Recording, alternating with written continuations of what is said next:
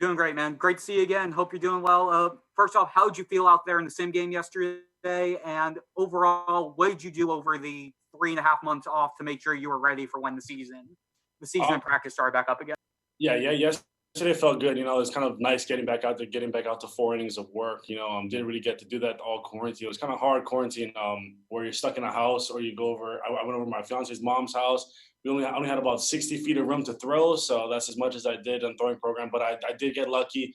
I had an indoor facility in Jupiter that helped me out throw bull. I was allowed to throw bullpens there with all the quarantine CDC guidelines and everything. So it's definitely nice to have that. And I got lucky in the beginning of quarantine where I got a weight set right before everything sold out. So I was able to work out inside the garage and everything.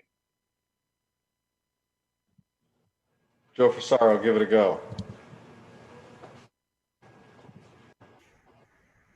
Jordan, how you doing, buddy? How's it going?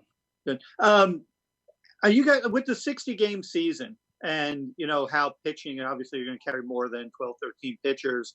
How you guys kind of approaching it? Like, you could be used in any role almost any time. Obviously, you could be in a rotation, and that's the goal. But how do you guys kind of looking at this as kind of a individually and collectively of what you guys might be asked to do to kind of piece this season, and with every game kind of having that playoff feel, just how the roles can just kind of change this year?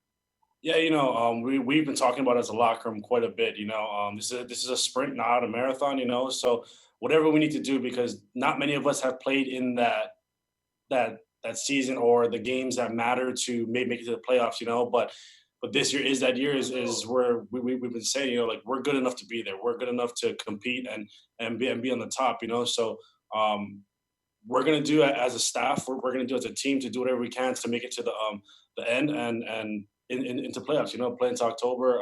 So it's just about being a team, staying safe, really kind of disciplining ourselves to really take all the precautions we need to be able to stay on the field.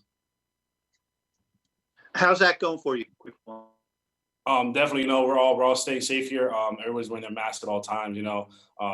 So just trying to social distance and everything. So, I mean, all the families are definitely kind of being precautious too. I've had talks with my fiance about it, and telling her, like, hey, we can't be going and doing certain things because, if you get it, then I'm going to get it. We don't want to give it to other people. So they're definitely just taking precautions. Thanks. Brendan Tobin, go for it. Hey, Jordan, you got a couple questions for you. I know you had said before the season that you had gotten a lot more disciplined with your diet, not drinking beer and whatnot. With the quarantine and all that, was that a challenge at all? Just being at home all the time with this, with everybody being home and being crazy. To be honest, no, not really. In the beginning, it was definitely one of the things where I was strict on it. But then towards, 4th of July weekend it was 4th of July weekend. So that was a little different where we hung out at my fiance's mom's house. We had a couple drinks, but it's not beer. It was Truly's. Truly's are unreal. But for the most part, no, I was staying disciplined through the whole time, kind of eating healthier, well, trying to with everything that was shut down, but for the most part, staying disciplined still. And I saw you tweet about this weekend. How bad did you think Max Holloway was robbed in UFC? Robbed. Almost everybody I met, everybody I seen, they all know that it was definitely the wrong decision. But then again, it's up to the judges, and in those title fights, it's like they say, home field advantage. In order to win that title fight, you can't leave it up to the judges. And even Dana White said the same thing. You can't leave it up to them. But at the end of the day, Max is definitely a classy man where he took his loss, and he's running with it, and he's definitely going. He's going to come back stronger. I have no idea what you guys were talking about. Max Holloway, man. How do you don't know who the greatest featherweight of all time is, Jason? Come on, man. Sorry, I'm out. All right, Jordan McPherson, go ahead. Yeah, Jordan, a couple of you guys are going to have a lot of on-field differences that are going to be happening. I mean, not like lick your fingers, having the wet rag instead of rosin, a couple other things. How are you adjusting to some of these different things, some of these different game day things that are going to be going into place?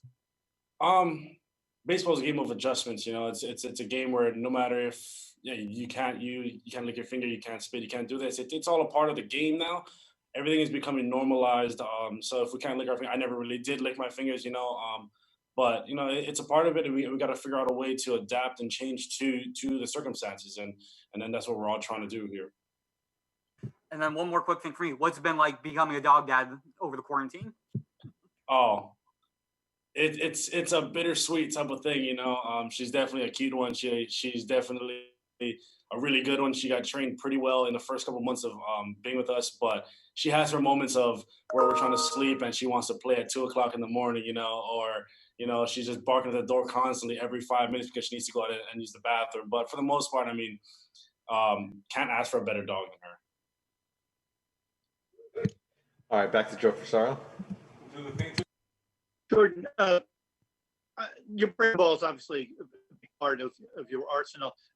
How with the layoff and it's a field pitch, how is the adjustment getting back? How is your off speed and breaking stuff going right now, as where you hope it to be? I mean, breaking balls. I mean, for me, that's kind of what I had. That was like my bread and butter. Coming up that in my fastball. So coming back to it, I stuck with it through the whole quarantine. I was still throwing almost every single day. Still throwing bullpen, so I kind of never lost it. It was always there, and I started to fine tune it now. I got to fine tune on where to throw it and how to throw it. Daniel Alvarez, go for it. Hey, Jordan. Now a year two for you. So obviously now that you have a taste of how it's to pitch in the big leagues, I don't know if you changed your preparation at all in the off season and now in this quarantine period, knowing what you have to do in order to succeed at this level. Yeah, definitely. Last year was a big learning experience for me. It was a very eye-opening time where when you're in the minor leagues, you think you're doing enough, but when you come up here and you see all the veterans working, you see all the guys who have years in the big leagues doing their routine, you're like, oh, well, mine isn't as good, so you kind of try to follow them to kind of figure out a routine that works for you. So that's what I did. Last year was, like I said, a big learning experience where I learned a lot and took it to the off season. Trained pretty hard in the off season, and then now taking it into the season where I have a routine and I'm going to stick with it. Another thing, I know Joe Frisaro is kind of like this. You have your fellow Hawaiian Tua now in Miami, very close to you. So I guess you got to be pretty happy with that. Oh yeah, definitely. Tua's a great dude. Went to high school with him, so I think I was like 3 years older than him, or 3 or 4 years older than him. But ever since I met him, like he's just he's like I said before, he's gonna be more of a community man than known as a football player. He's gonna be a part of the Dolphins and everything, but just his personality, just the way he carries himself off the field, is gonna be more of it's gonna carry more weight to him in the community than it is gonna be on the field. I believe.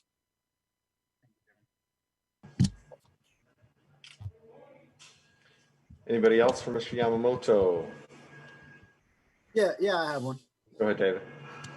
Hey, Jordan. Just want to know what you learned from your experience last year. Obviously, the stellar start, and then I guess whether it be just teams, got to see you more often. They were able to hit you a little bit better. Just what you can take away from that, and what you can do moving forward, so that that start can turn out more consistent throughout the course of a season. It's definitely just preparation, like I said, preparation and adjustments, in-game adjustments, pre-game adjustments, just everything that I can do because, like I said, in the minor leagues, you don't really get the guys who have make that in-game adjustments, or the guys who, if you see them once or one game, you're going to have a whole different approach the next time, So I didn't really know that, and then once they did it to me, it's kind of like, okay, it's an eye-opener to this game is definitely getting a lot faster, a lot harder.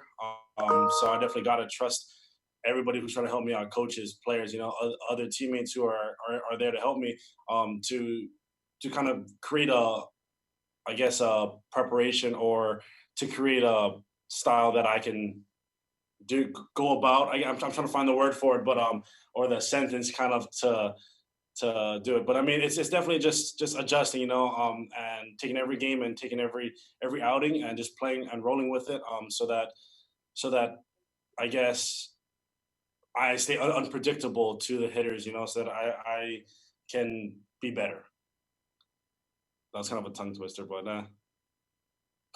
think you got it. I think you got it across. Yeah, I'm trying to. I can't really figure out the word. I haven't done this in a while, so it's definitely different.